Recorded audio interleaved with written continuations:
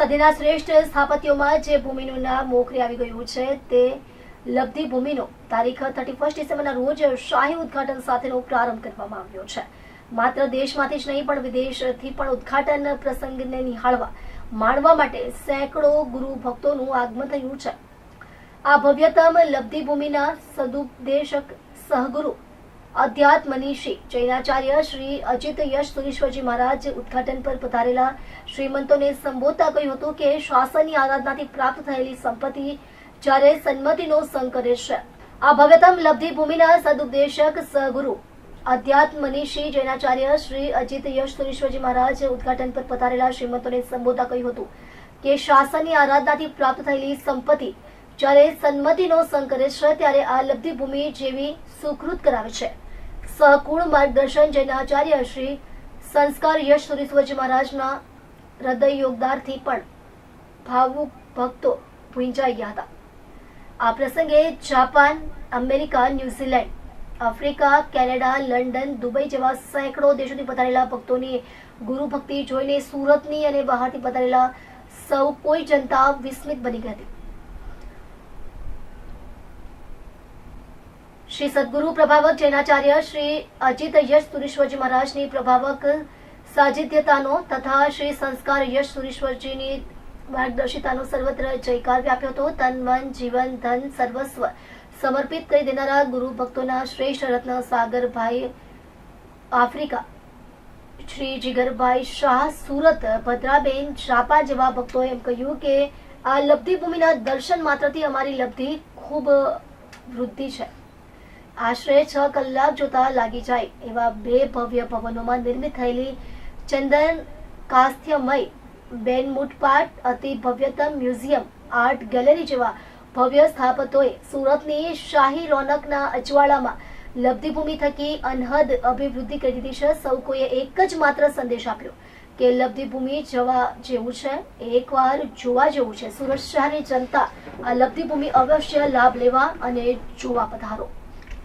જી, હું તુષાર મહેતા અને છે પરેશભાઈ શેઠ, જેઓ સુરતના જૈન શ્રેષ્ઠીઓમાં આગેવાન, હરોળના કાર્યકર્તા અને એક સમાજને જોડતી કડીના જે મુખ્ય કાર્યકર છે પરેશભાઈ.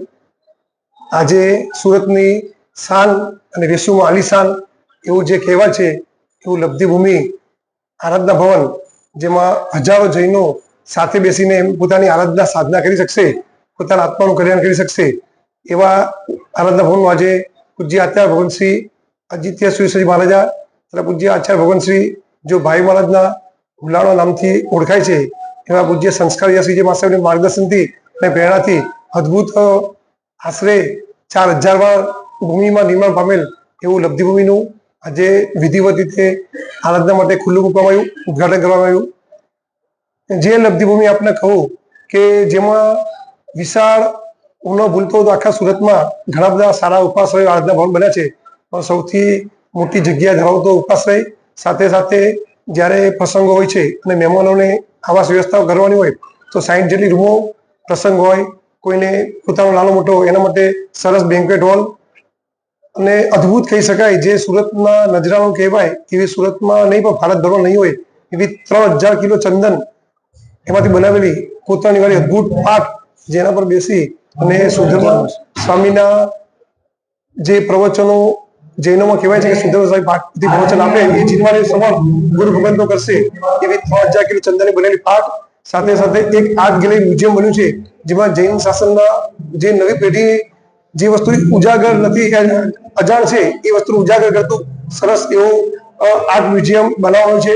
સાથે સાધ્વી ભગવંત વિશાળ સંખ્યામાં એમની સંયમની જીવનની સાધના કરી શકે એના માટેનું સાધ્વી ભગવંતનો ઉપાશ્રય, સાથે મોટું જિનાલય પણ નિર્માણ પામશે, જે જિનાલયમાં પ્રાચીન ચંદ્રવંશ ભગવાન સાથે આદિનાથ ભગવાન અને માણીપત્રવીર પદ્માવતી દેવી આવું ખરેખર જેની હજારો વર્ષથી સાધનાઓ થઈ છે એવા ભગવાન તો અહીંયા ભગવાનનું બિરાજમાન થવાના છે. એવી લબ્ધિભૂમિનું આજે સુરતના શ્રેષ્ઠીઓ સાજન વાજન સાથે ઉદઘાટન કરવામાં આવ્યું. સાથે સાથે વિદેશમાં જે લોકો કદાચ અર્થ માટે ત્યાં જઈ બેસા છે પણ આજે પણ સુરતને કે ભારતને પોતાની ભૂમિમાં છે એવા ઉદાર દિલ દાતાઓના સહયોગથી જે નિર્માણ પામ્યું છે, તો ઘણા બધા શ્રેષ્ઠીઓ વિદેશમાંથી પણ આવે છે એવી લબ્ધિભૂમિનું આજે ઉદ્ઘાટન થવામાં આવ્યું. મુખ્ય જે સાગરભાઈ નો પરિવાર છે જે આફ્રિકા રહે છે એમનું ખૂબ જ સહયોગ રહ્યો છે. સાથે સાથે બીજા પણ ઘણા બધા દાતાઓએ અને સુરત ખાતે જીગરભાઈ જેઓ ભરતભાઈ ના દીકરા છે લાકડાવાળા પરિવાર, એમણે આમાં ઘણો બધો પોતાનો સમયનું પણ યોગદાન આપ્યું છે. એવા ઘણા બધા ઉદાહરણ શ્રેષ્ઠીઓ આમાં લાભ લીધો છે. બોલો જીનસાસન દેવ કી જય, બોલો શ્રી ચિંતામણી પાર્શ્વનાથ ભગવાન કી જય. લબ્ધિભૂમિ એવું પરિણામ બન્યું છે જે સુરતમાં જોવાલાયક એક ઉપાસય બની ગયો છે. લોકોના એક નજારો બની ગયો છે સુરતનું. તો લગભગ લોકો બધા એનો એકવાર અનુભવ કરવા જેવો છે. અમારી લાગણી તો અત્યંત અમને ખબર નથી કે આવું અમારા સપનામાં અમે દેખી શકીશું એવું નજારો બની ગયું અમારા માટે. ને જે ભાઈ મહારાજ, જે ગુરુદેવ, જે એમને અમને ભેટ આપી છે, આખી જિંદગી ભર અમને યાદ રહેશે. બધી સુવિધાઓ છે, રૂમો છે, બેન્ક્વેટ છે, નીચે 500 માણસ, ઉપર ભોજનશાળા છે, 48 રૂમો છે, બધું જ છે. બધાને અહીંયા રહી શકશે, એમનો પ્રોગ્રામ બનાવી શકશે, બધી જ રીતે સુવ્યવસ્થા કરેલી છે. બસ એક એમની ઈચ્છા હતી કે મારું લબ્ધિ દાદાની ગુરુ ભૂમિએ અહીંયા બને, બસ એમની ઈચ્છા એ હતી. અજીત યક્ષુરી મહારાજ સાહેબ તથા પરમ પૂજ્ય ભાઈ મહારાજ સાહેબ સંસ્કાર યક્ષુરી મહારાજ સાહેબ વિશ્રામ આજે ઉદ્ઘાટન વિધિ થઈ રહી છે. આજે લગભગ 20 થી 25,000 ઉપસ્થિત છે અને 8 થી 10,000 માણસ જમવાનું છે. આનું આજે 31 ડિસેમ્બરે પહેલું ઉદ્ઘાટનની વિધિ, ત્યારબાદ 1 જાન્યુઆરીએ બધા જ મહાનુભાવો કાશ્મીર થી, કાઠમંડુ થી બધા પંડિતો છે, એના પછી સુરતના બધા મહાનુભાવો છે. એટલે 3 સ્ટાઇલમાં આ છે. કાર્યક્રમો શું છે? કાર્યક્રમો આ જ છે બસ કે બધા લોકો આવે, ઉદ્ઘાટન કરે, આખું લબ્ધિભૂમિ દેખે, એનો પરિચય આપે. સુરતના લોકો એક જ મેસેજ માંગુ છું, આપ લબ્ધિભૂમિ એકવાર પધારો તો ભાવ તમને આપનું કલ્યાણ થઈ જશે. ચિંતન અભયભાઈ ઝવેરી, અમારું પરિવાર જાપાનથી છે. અમે અરાઉન્ડ 15 યર્સ પહેલા પપ્પા ભાઈ મહારાજ અમારા ગુરુ એમને મળ્યા હતા ઓળખાણથી. પછી એવું મિરેકલ બન્યું છે કે અમે 15 વર્ષથી એમને જ ફોલો કરે છે, એમના જ સપના જોયે છે, એમને જ યાદ કરે ને. જે અત્યાર સુધી પપ્પાએ બધા ધર્મના કાર્યો કર્યા છે એમના થ્રુ ઘણી કર્યા છે. ચોમાસું પહેલા પાલિતાણામાં કરેલું હતું સાથે, પછી એકવાર છડીપાલી સંઘમાં ભાગ લીધેલો. પછી મમ્મીએ ઉત્થાન કરેલા ભાઈ મહારાજ થ્રુ. અને પછી એવું છે કે અમારે હવે એમના વગર એવું હોય, જાપાન પાછા જાય ત્યારે જલ્દી પાછા ઇન્ડિયા આવવું હોય છે.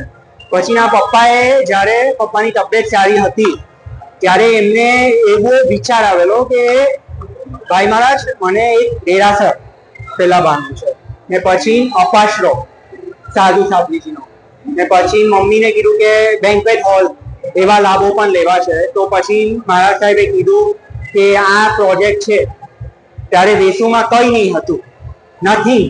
બટ એવા વિચાર મારા સાહેબમાં હતા કે એકચ્યુઅલી વેસુમાં આખી જૈન વસ્તી આખી ડેવલપ થઈ જશે.